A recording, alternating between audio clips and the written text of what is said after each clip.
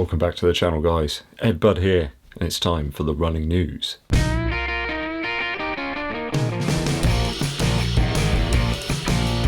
Story 1 today.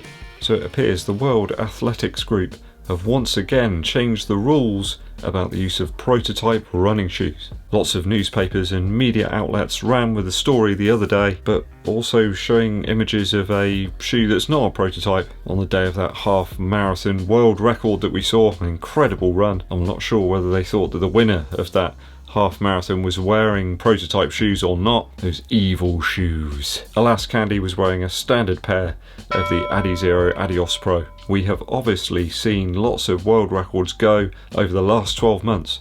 I mean, there's countless records. The most miles run in an hour, 5k, 10k, practically all of them have gone down. I've got to be honest, I'm quite surprised to see them modify the rules once again. The ban that was in place, stopping people from using prototype shoes, is still there, but only for specific events now. Anything in the World Athletics Series or the Olympic Games, you have to use standard shoes, or at least ones that fit within the rules that they've put out. No prototypes there, but prototypes are game for anything else. They still have to be within the stack height rules, and you can only use one carbon fibre plate. No special springs or fuel tanks even that will blast the runners into first position. It's not allowed. I think we all know that these top level athletes are just really good. They're superb athletes. They put in a hell of a lot into the training, and we all know that no shoe makes you a winner. It's the hard work that you put in, but we just like shoes anyway, so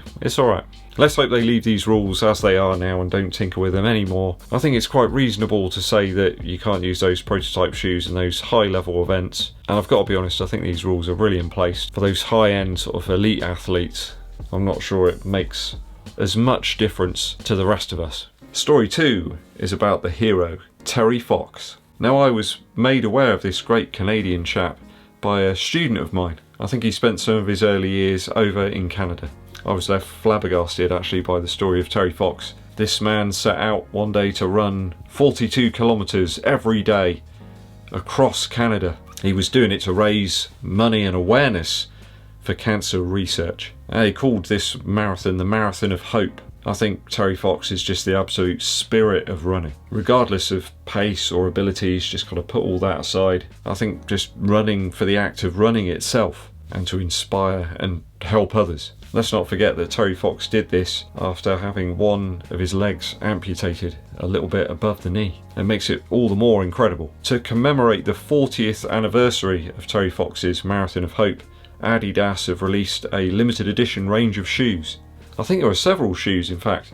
I think they reissued the one that Terry Fox actually wore during the Marathon of Hope, but most recently they released an Ultraboost DNA limited edition shoe, navy blue upper there, with a gold maple leaf on the tongue, and I believe that's also on the insole as well. And also the years, it's the 40th anniversary, so there's 1980 and 2020 on there. I think I was only a year old when Terry Fox did this, back in 1980. I think that determination to run and get out there and create something positive out of the whole situation. Sadly, Terry did succumb to cancer in the end, but the inspiration there lives on, and people still go out now to raise money for this very, very worthy cause. All the proceeds from the limited edition Terry Fox range go to the Terry Fox Foundation. I believe they've raised around $1 million so far, which is superb. Good job, Adidas.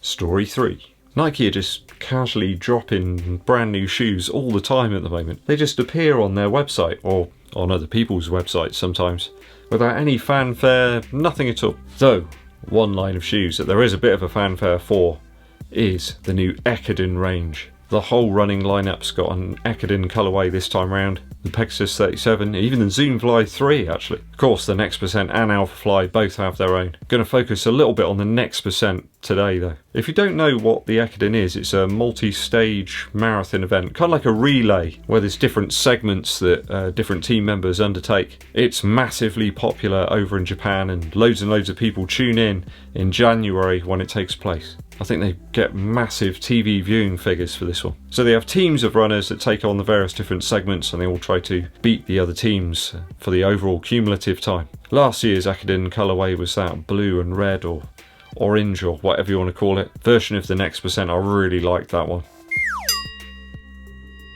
It's a beautiful thing. This time around we got a very clean looking white version with this sort of yellow electric gold hints. Quite a nice piece on the upper part of the midsole there actually. And then racer blue swooshes on the toe box and in the heel area too. These have just been released in Japan. Do I expect them to be released over in the UK and the US? Oh yes. I'm sure they'll materialise out of Scotty's transporter. So keep your eyes peeled. I bet they'll be on the Nike website probably before anywhere else. And just like that, the Kipchoge Ineos Challenge Alpha Flies appeared on the Nike website too. No fanfare at all.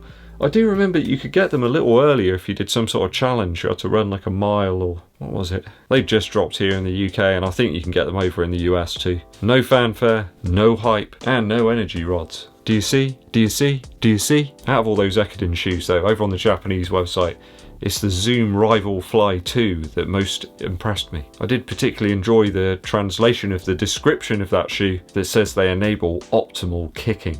I like that. The old legs felt tired today. I couldn't enable any optimal kicking.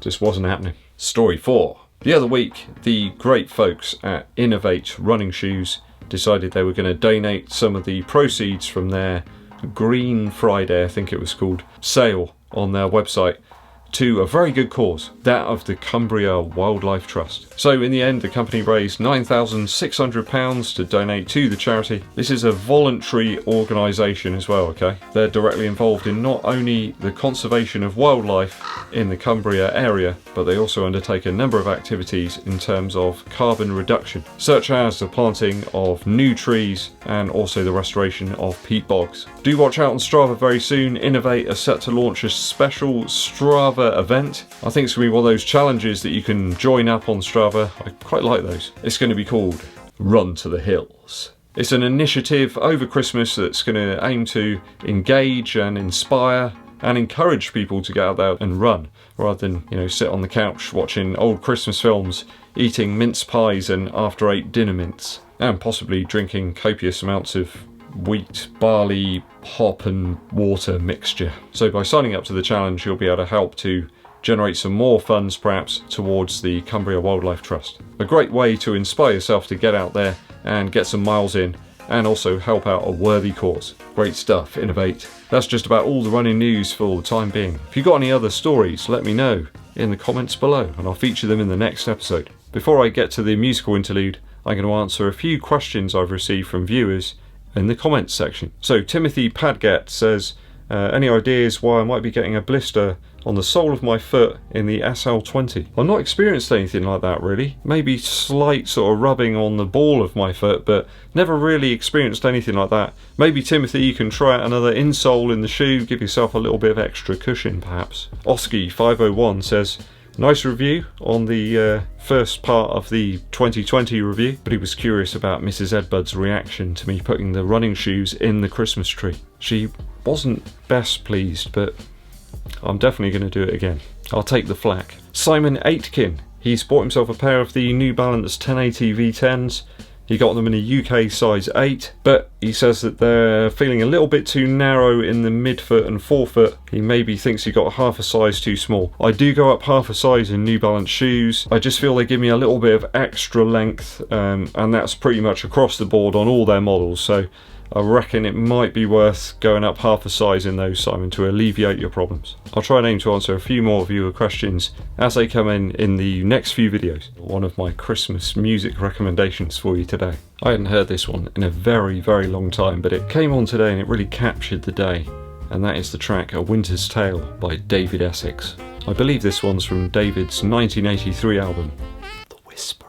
Amazingly, it actually got to number 2 in the charts, this track. Strange that it's not so well known. I just love the old school kind of production values and some really nice playing on there, some really nice natural sounding instruments. David's in fine voice on this one as well. People often wonder about my music taste, but there's just certain things that really capture me. Of course, David Essex, a very famous actor as well, over here in the UK at least. Do go and check that one out, add that to your Christmas playlist, you won't be sorry.